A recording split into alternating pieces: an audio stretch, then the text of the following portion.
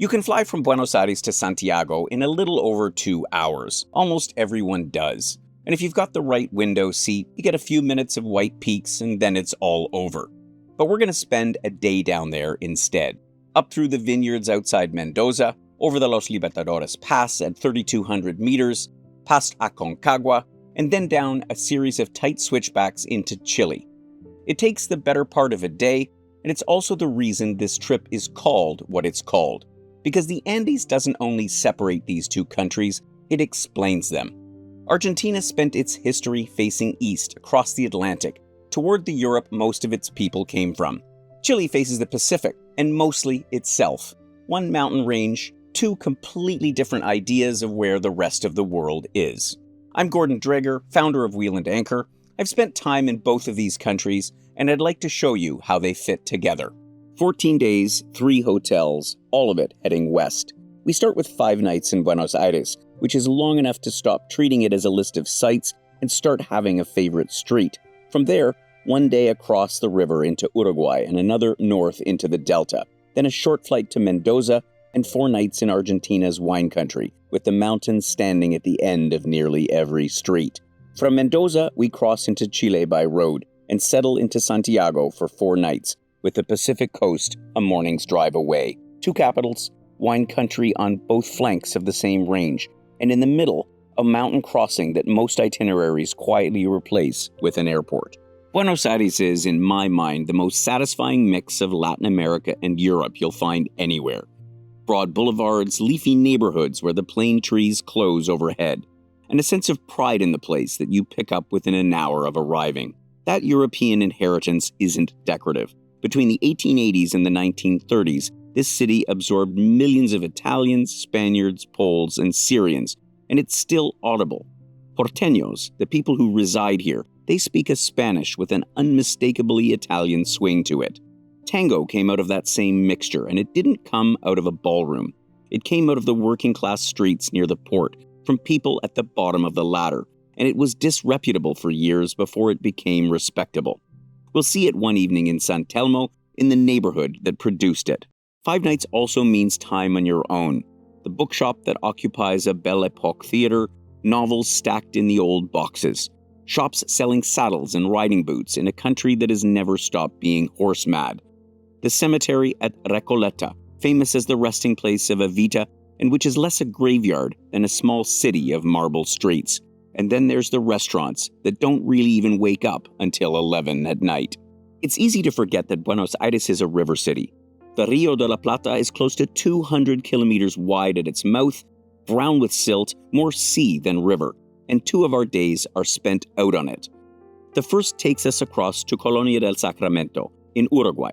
The Portuguese founded it in the 1680s, essentially as a smuggling base directly opposite Spanish Buenos Aires, and it changed hands between the two so many times that the old quarter still reads as an argument between them. Portuguese roof tiles on one street, Spanish stonework on the next. You can walk the whole walled town in a morning, a different country over lunch. The second day runs north into the Paraná Delta at Tigre, 14,000 square kilometers of channels and islands where there are no roads at all. The groceries arrive by boat, so does the post. Capybaras sit in the reeds. It's where the porteños go to get away from themselves, and it's about an hour from downtown. Mendoza produces around 70% of Argentina's wine, which is a strange thing for a place that gets roughly 200 millimeters of rain a year. By any honest measure, this is a desert. But it works because of water moved by hand. The Huarpe people were channeling snowmelt out of the mountains long before the Spanish arrived, and those channels, the acequias, still run in open ditches along the city streets, feeding the plane trees that shade them. Mendoza is green because somebody engineered it that way and then kept it up for centuries. The city itself was flattened by an earthquake back in 1861 and rebuilt deliberately wide. Generous streets, 5 large plazas, open ground to run to. Practical planning that happens to have produced a very pleasant place to walk. We'll spend a day among the winemakers and olive growers of Luján de Cuyo and Maipú, and because we run this program in the early spring, we'll be there during the vendimia, the harvest, when the whole province smells of fruit and the wineries are working flat out.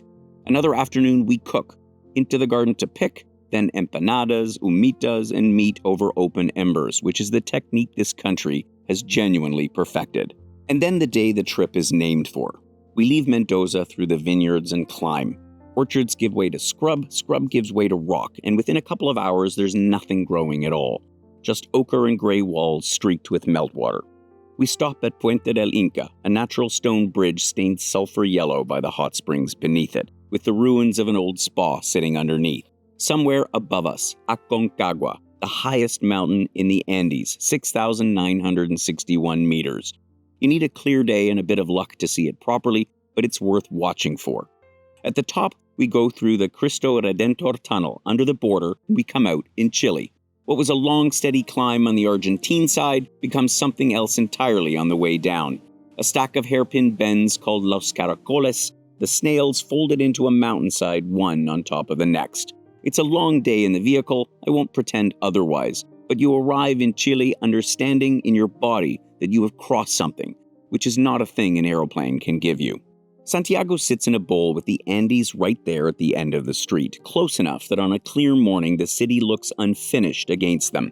The Spanish laid out its grid in 1541 on land where the Picunche had been farming along the Mapocho River, and that grid still runs the center. Chile's recent history is tougher and worth facing while you're here. The Museum of Memory and Human Rights documents the 17 years under Augusto Pinochet, the disappearances, the detention centers, and all the names. It doesn't soften any of it. For anyone who remembers 1973 from the news at the time, standing in that building is a different experience than reading about it. It's optional, but I'd definitely go. And then there's the coast. We cross the Casablanca Valley, which grows Sauvignon Blanc and Pinot Noir precisely because it's cool. The same range that makes Mendoza a desert pulls Pacific fog inland here. Opposite effect, same mountain. Valparaiso was the great Pacific port until the Panama Canal opened in 1914 and the ships stopped coming. The city fell on hard times and reinvented itself as a place for poets and painters, which it remains. It's built up very steep hills, stitched together by ascensores, wooden funiculars, some of them over a century old, and almost every wall is painted. It's scruffy and steep, and completely itself. One more thing, and it happens before the main trip begins. I've stood at most of the world's great waterfalls. Iguazu is the one I'd send you to. It's the most intense of them by a distance, 275 separate cascades spread across nearly 3 kilometers of subtropical rainforest, and a noise you feel in your chest well before you even see anything. 3 nights and both sides of it. Brazil gives you the panorama, the whole system laid out at once, while Argentina puts you inside it, on walkways that run out over the water to the edge of the Devil's Throat, where you will get thoroughly soaked and won't mind a bit of it. 2 countries, 2 entirely different experiences of the same water. If you're coming this far, come 3 days early for this one. 2 weeks, 3 hotels, and a route that runs from the Atlantic side of the continent to the Pacific one, with the mountains taken slowly, in the middle, the way they ought to be. A small group of like-minded Canadians, enough nights in each place to stop being a visitor, and a guide who lives there to fill in what we'd otherwise walk past. That's how we do it. I hope you'll come along.